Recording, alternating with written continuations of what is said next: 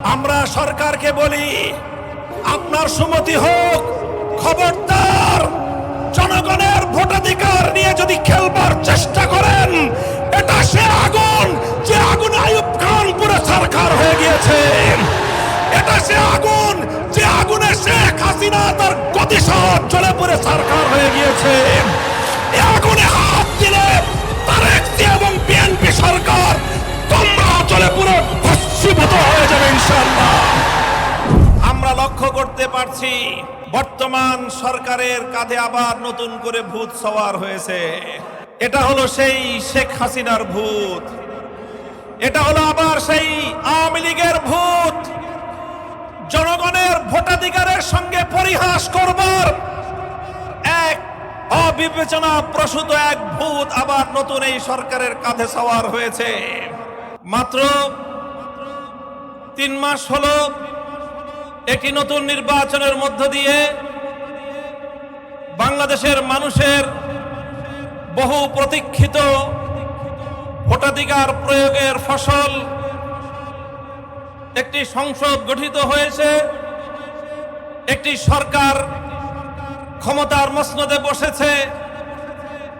এই সময়ে বিরোধী দলগুলো দেশব্যাপী আবার দাবি দাওয়া নিয়ে রাজপথে নামতে বাধ্য হয়েছে। ঘটনাটা কি? সংগ্রামী দেশবাসী, আমরা পরিষ্কার ভাষায় বলতে চাই,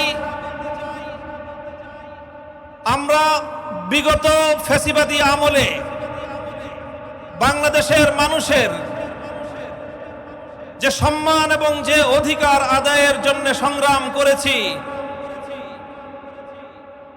ফ্যাসিবাদী স্বৈরাচারী শেখ হাসিনা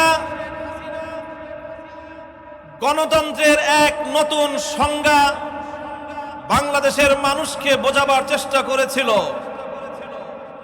মানুষের ভোটের অধিকার কেড়ে নিয়ে কখনো বিনা ভোটের সরকার, কখনো রাতের ভোটের সরকার, কখনো আমি আর ডামি নির্বাচনের সরকার গঠন করে শেখ হাসিনা বলতো উন্নয়নের গণতন্ত্র। গণতন্ত্রের এক নতুন ডেফিনিশন, একটা নতুন সংজ্ঞা বাংলাদেশের মানুষকে হাইকোর্ট দেখাবার মতো করে তিনি বোঝাবার চেষ্টা করেছিলেন। আর তিনি মেগা প্রকল্পের নামে মেগা দুর্নীতি করে একদিকে বাংলাদেশটাকে তলাবিহীন ঝুড়িতে পরিণত করেছিলেন, আরেকদিকে দৃশ্যমান পদ্মা সেতু আর মেট্রো রেলের মতো কিছু বড় বড় প্রকল্প বাস্তবায়ন করে মনে করেছিলেন বাংলাদেশের মানুষ বুঝি তার এই প্রতারণা বুঝতে পারবে না। কিন্তু বাংলার মানুষ তাদের সম্মান চেয়েছিল, বাংলাদেশের মানুষ তাদের অধিকার চেয়েছিল, বাংলাদেশের মানুষ ভোটাধিকার প্রয়োগ করতে চেয়েছিল, বাংলাদেশের মানুষ তাদের ক্ষমতার মসনদে তাদের ভোটের মাধ্যমে যোগ্য প্রতিনিধি নির্বাচন করতে চেয়েছিল। কিন্তু দেশের মানুষের চাওয়ার সঙ্গে ফ্যাসিবাদী স্বৈরাচারী শেখ হাসিনা অব্যাহতভাবে নির্মম পরিহাস করে চলেছে, যার ফলশ্রুতিতে 2013 সালের শাপলা চত্বরের নবী প্রেমিক তাওহীদি জনতার বুকের রক্ত দিয়ে ফ্যাসিবাদ বিরোধী যে আন্দোলনের ভিত রচিত হয়েছিল, 2024 সালের বৈষম্য বিরোধী ছাত্র জনতার মহাবিস্ফোরণের মধ্য দিয়ে গণ অভ্যুত্থান পরিণত হয় এবং ফ্যাসিবাদী স্বৈরাচারী ভারতের কৃতদাসী শেখ হাসিনা দিল্লিতে পালিয়ে যেতে বাধ্য হয়।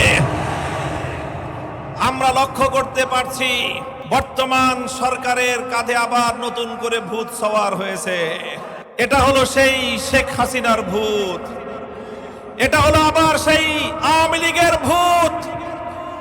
জনগণের ভোটাধিকারের সঙ্গে পরিহাস করবার এক অবিবেচনা প্রসূত এক ভূত আবার নতুন এই সরকারের কাঁধে সওয়ার হয়েছে।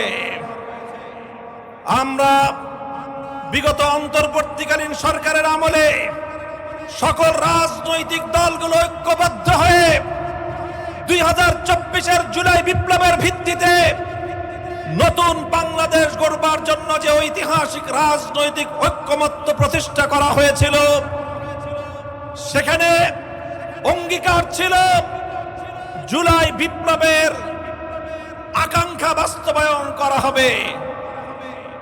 জুলাই বিপ্লবের মৌলিক আকাঙ্ক্ষা ছিল দুটি।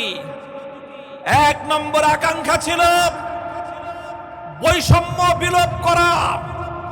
জুলাই বিপ্লবের 2 নম্বর আকাঙ্ক্ষা ছিল ফ্যাসিবাদের রাস্তা বন্ধ করা। দীর্ঘ আলাপ হলো, ঐক্যমত্য কমিশনে জুলাই সনদ বাস্তবায়িত, জুলাই সনদ প্রণীত হলো।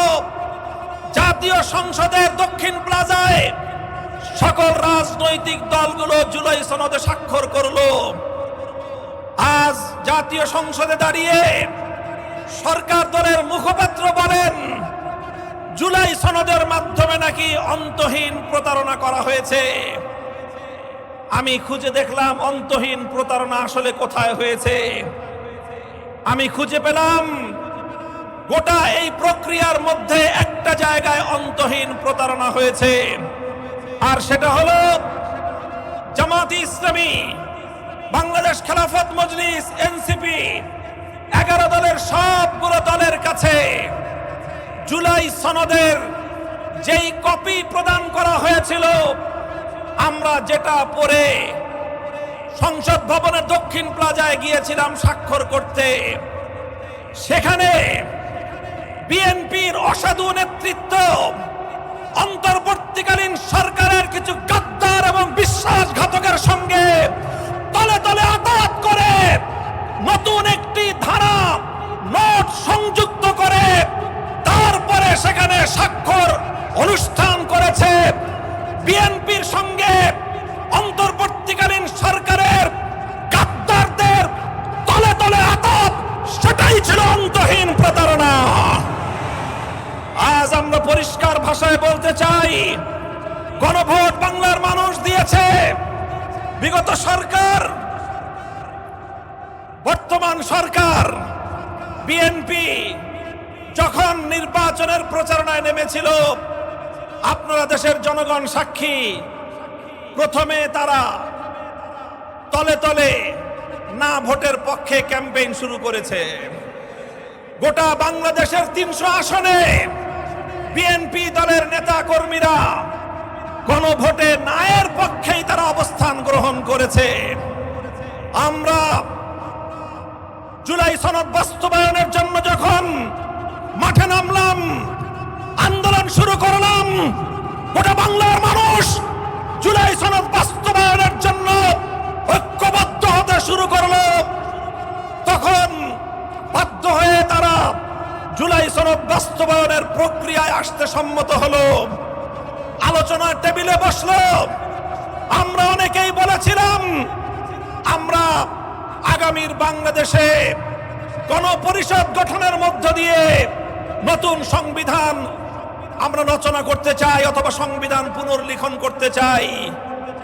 বিএনপি সংবিধান সংশোধন ছাড়া অন্য কোনো পথে অগ্রসর হতে চাচ্ছিল না।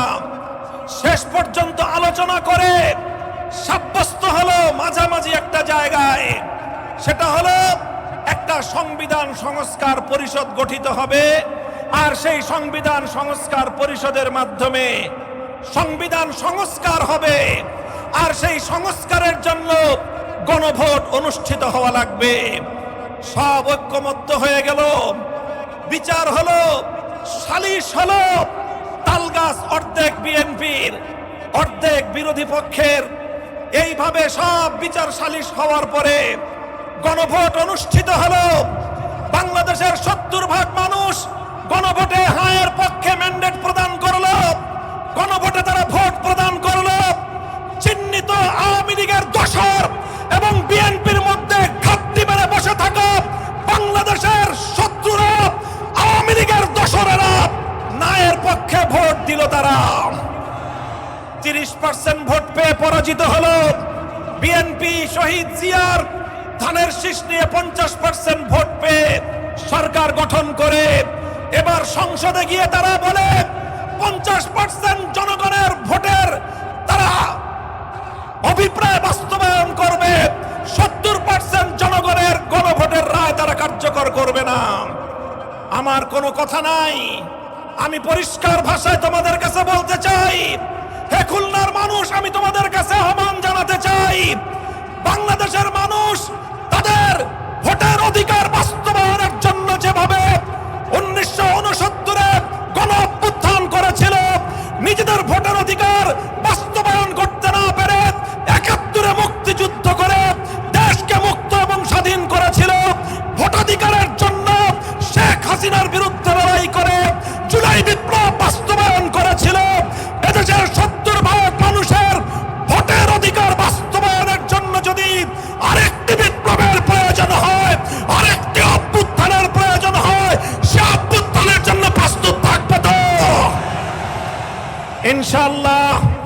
আমরা সরকারকে বলি, আপনার সুমতি হোক, খবরদার জনগণের ভোটাধিকার নিয়ে যদি খেলবার চেষ্টা করেন, এটা সে আগুন যে আগুনে আইয়ুব খান পুরো সরকার হয়ে গিয়েছে, এটা সে আগুন যে আগুনে শেখ হাসিনা তার গতিসহ জ্বলে পুরো সরকার হয়ে গিয়েছে। এই আগুনে হাত দিলে তারেক জিয়া এবং বিএনপি সরকার তোমরা চলে পুরো ভস্মীভূত হয়ে যাবে ইনশাআল্লাহ। জনগণের অধিকার বাস্তবায়ন করেই আমাদের আন্দোলন ক্ষান্ত হবে ইনশাআল্লাহ। নাসরুম মিনাল্লাহি ওয়া ফাতহুন করিব ওয়া আখিরু দাওয়ানা আলহামদুলিল্লাহি রাব্বিল আলামিন।